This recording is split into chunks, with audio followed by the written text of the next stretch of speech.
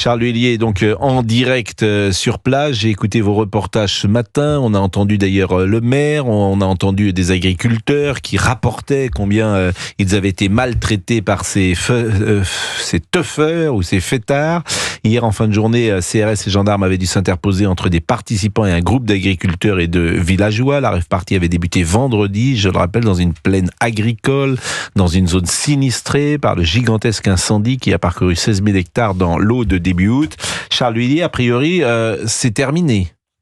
Oui, alors c'est en cours, en tout cas d'évacuation, on va le dire comme ça. Bonsoir à tous. En fait, en réalité, 1000 verbalisations ont eu lieu depuis donc ce week-end. 300 forces de l'ordre sont en ce moment mobilisées. Le préfet vient de l'expliquer à l'instant, et c'est vrai que pour l'instant, les évacuations de teufeurs se déroulent dans le calme.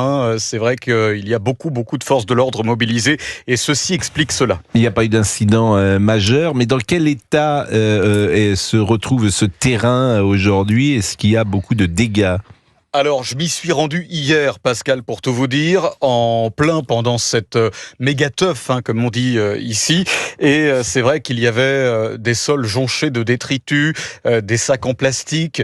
Parfois, j'ai même vu, moi, par terre, une seringue, ce qui veut tout dire. Et c'est vrai qu'en fait, ça en dit long sur ce qui a pu se passer pendant 4 jours ici, avec, vous l'imaginez, des teufeurs qui, tout le week-end, étaient dans un état second. Et lorsqu'ils sont rentrés chez eux, ces derniers jours, je n'ose imaginer dans quel état ils ont pris le volant. On a eu une discussion ce matin, c'était assez intéressant. Le profil de ces jeunes gens, en fait, tu t'aperçois que c'est parfois des jeunes gens plutôt formés, plutôt diplômés, plutôt cultivés, je le dis entre guillemets. D'extrême gauche. Voilà, d'extrême gauche. Et il y a une passerelle entre ceux qu'on voit dans les manifs d'extrême gauche et puis ceux qui sont des zadistes et ceux qui également font ce type de fête, Charles Huillier. Tout à fait. Alors c'est vrai que on est aujourd'hui en 2025 très loin, et pardonnez-moi pour les mots que je vais employer, on est aujourd'hui très loin de l'image du punk à chien dans un Renault Trafic de 1980.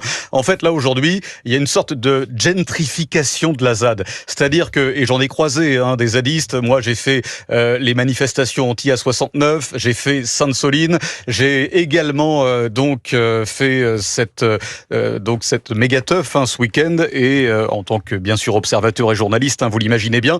Et c'est vrai que on s'aperçoit qu'effectivement ce sont des étudiants qui sont socialement ou en tout cas culturellement favorisés, plutôt citadins. La plupart habitent à Paris, la plupart habitent à Avignon, à Montpellier, à Toulouse, à Albi, et on est très très loin des marginaux, si vous voulez. Et il se trouve que parmi donc cette teufeur, il y a aussi des pharmaciens, des médecins, et c'est vrai que il y a, vous le disiez Pascal, des passerelles entre le milieu zadiste et le milieu teufeur. Ce sont les mêmes, parce que dans ce genre de festivités, on coche toutes les cases de la ZAD. Pour quelle raison, je vais vous le dire.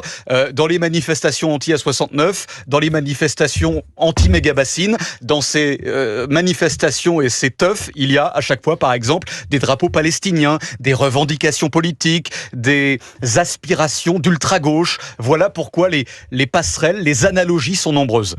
C'est intéressant d'ailleurs, et je vous lis un petit texte que j'ai trouvé sur les réseaux sociaux.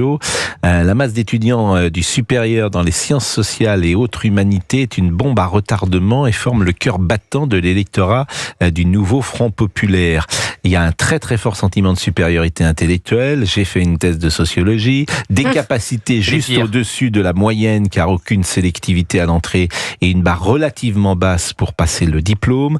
Il y a 5 ans, souvent d'endoctrinement simili-marxiste à l'université entourée de semblables. Il n'y a aucune qualification monnayable chère sur le marché du travail. Il y a des salaires qui sont et resteront souvent autour du salaire médian. Il y a une croyance infinie en leur capacité de savoir mieux que les autres comment vivre sa vie et la régimenter. Et je vous lis simplement, alors évidemment c'est tout à fait particulier et engagé le texte que je vous lis, parce que c'est le parti, je ne savais même pas qu'il existait, le parti milléiste français.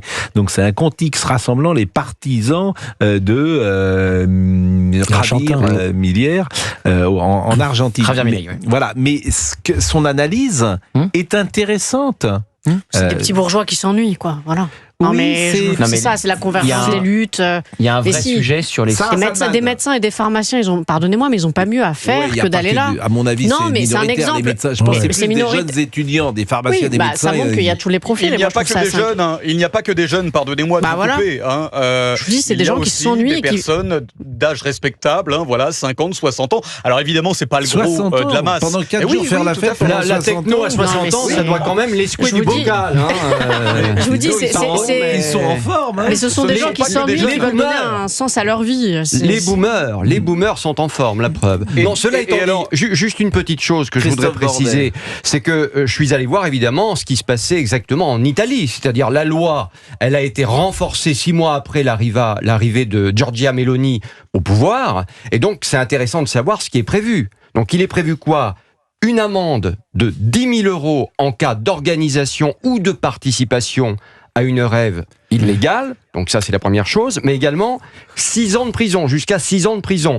La question elle est de savoir si effectivement depuis 2 ans et demi cette loi est bien appliquée, si ça fonctionne ou si ça fonctionne pas. Alors vous avez le ministère de la Justice en Italie qui dit c'est un franc succès, mais qui en même temps ne publie plus de chiffres depuis 2023. Pourquoi ? Eh bien parce qu'en 2023, 21 procédures, 0 peine de prison après des rêves illégales. Donc il y a encore des rêves illégales. Ils n'arrivent pas à les empêcher. Et ils ont un problème. C'est que la justice, qui est plutôt, on va dire, en Italie aussi à gauche, eh bien finalement ne semble pas faire le boulot en la matière. Bon, bah et voilà ça c'est pourquoi ça absolument continue. dramatique. Et c'est pour ça que Je les remercie. Italiens viennent évidemment dans l'Aude et font la Java depuis Je maintenant 4 jours. remercie Charles Il n'y aura pas de Huillier. sanction ici non plus. Je remercie Charles Huillier. Une dernière Je le crains. chose, Georges Fenech, c'est que Bruno Retailleau avait dit que cette rêve était passé à travers les mailles du filet. Mais c'est ça que j'arrive Et pas à ça comprendre. qui m'étonne un Parce peu. que ce sont des groupes WhatsApp, hein, ils n'arrivent pas... Telegram. Ou Telegram, 1500 Oui, puis quand elle a personnes. commencé, il n'y a pas eu de réponse tout de suite, quoi. Ah oui, c'est ça. Donc on se demande ce que font nos services. Non, mais on se demande comment- effectivement ce que font les renseignements. Comment ils Peut-être surveillent les sont-ils réseaux. occupés d'ailleurs, peut-être sont-ils occupés, Georges, je ne sais pas, sur la fameuse journée du 10 septembre prochain, où on sait qu'un certain nombre de gens d'extrême gauche, toujours les mêmes, veulent venir tout péter, j'utilise le terme, tout péter dans Paris. C'est possible. Pour aller danser et faire la fête sur un tas de cendres de nos agriculteurs après C'est les de la incendies de cet été, provocation, ouais. faut être un dégénéré. Mais bien sûr. Faut être un dégénéré. Et il y a quand même un sujet, vous le disiez Pascal dans le texte que vous avez lu, sur les études de sociologie. La thèse de sociologie. Qui est une espèce de pot pourri où on met tous ceux qui sont en échec et qui peuvent rien faire d'autre au même endroit.